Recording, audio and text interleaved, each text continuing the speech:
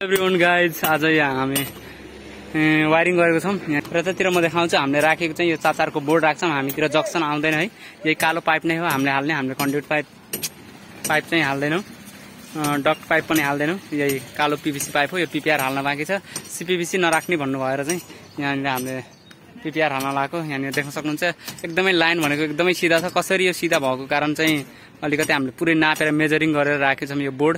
अनि यहाँनिर देख्न सक्नुहुन्छ यो छडको लेयर पनि मैले देखाउन चाहे अलि जुम गरेर। यहाँ देख्न सक्नुहुन्छ एकदम एकुरेट सिधा राखेको छन् के, जसले गर्दा फिनिसिङ पनि अलि राम्रो देखिरहेको छ। यो एउटा रुमको यो 3टा मात्र हुन्छ बत्ती। यो एउटा बत्ती भयो, त्यो अर्को पंखा भयो बीचको, अनि अलि उताको चाहिँ एउटा बत्ती भयो। र यहाँनिर मेन लाइन चाहिँ यहाँनिर झारेको छौं किनकि यहाँ सटर हुन्छ जसले गर्दा यसरी राखेको छौं। अब यहाँ देखाउँछु सबैको त्यही नै हो।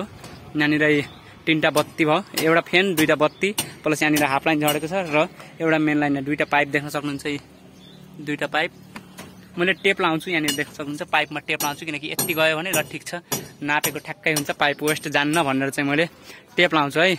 र यहाँ देख्न सक्नुहुन्छ हामीले कार्टुनहरुमा यसरी यहाँ गत्ताहरू जुन हुन्छ यो भिजाएर चाहिँ राख्छौं किनकि यसमा सिमेन्टको कणहरू नजाओस्, सिमेन्ट नजमोस् भन्नको लागि र हामीलाई बोर्ड सफा गर्न एकदमै सजिलो होस् भन्नको लागि चाहिँ हामीले यहाँ बोर्ड त्यो राख्छौं, गत्ताहरू राख्छौं। यहाँ देख्न सक्नुहुन्छ यहाँनिर हामीले सकेट राखेको छौं यसरी चाहिँ 4 इन्चीको, किनकि 4 इन्चीको सकेट राख्यो भने के हुन्छ हामीलाई एउटा फाइदा भनेपछि सकेट राख्यो सबभन्दा टप फ्लोरको, किनकि यहाँबाट पानी रसाउँदैन सकेट राख्नु भयो भने।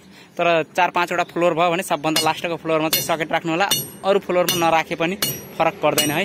यसरी चाहिँ पानी लिक हुँदैन भनेर हो। अनि यहाँनिर हामीले यसरी गरेको छौं। यहाँनिर हाम्रो एमसीबी हो, यहाँ देख्न सक्नुहुन्छ। र यहाँनिर 2A को छ प्लस एउटा यहाँनिर केबलको छ है, वाइफाई यसरी दिएको छौं किनकि यहाँनिर एमसीबी छ। यसैको माथि सिधा उठायौं भने यहाँनिर हाम्रो सिडी पर्छ, जसले गर्दा हामीले सिडीमा राखेनौं है।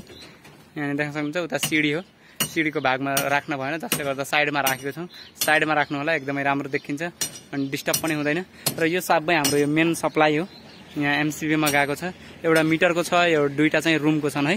हामीले बिमबाट चाहिँ यहाँनिर दिएको छैनौं, अब यसरी नै गरेको छौं। किन यो 3टा एकै ठाउँमा दिएको छौं भन्दाखेरि यो जे होस् कुच्दा पनि यो पाइप नदबुस् नपिचकुस, 3टा भएपछि अलिकति यसको थिकनेस अलिकति बढ्छ भनेर है हामीले चाहिँ 3टा राखेको छौं। यहाँनिर एडजस्ट फ्यान हुन्छ। यहाँनिर पहिले यो चाहिँ एकजनाले हाम्रो यहाँ दाइ हुनुहुन्थ्यो, पहिले यो राखिदिनु भएको रहेछ, यो मैले गरेको हैन। उहाँ चाहिँ विदेश जान लागेको हुनाले चाहिँ यो साइड मैले पाएको है। हाम्रो मैले हिजो सन्दीप मिता भनेको थिएँ, तिनै हुन् हाम्रो इलेक्ट्रिसियनको उस्ताद, जुन मैले हजुरलाई भनेको थिएँ हिजो लाइभमा आएर, उहाँ नै हो सन्दीप हाम्रो मिता। अहिले चाहिँ लेभल 2 पास हो एकदम हैन। हाई गरिदेऊ ल। अब पीपीआर हालेर अनि भ्याइयो अनि हामी घर जान्छौँ। भोक पनि लास्टै लागेको छ। कस्तो लाग्यो त हाम्रो काम यही नै हो है। हाम्रो काम यदि राम्रो लाग्छ भने प्लिज कमेन्ट बक्समा कमेन्ट गर्नु होला, कमेन्ट गर्न नबिर्सिनु होला। Thank you so much, love you all guys.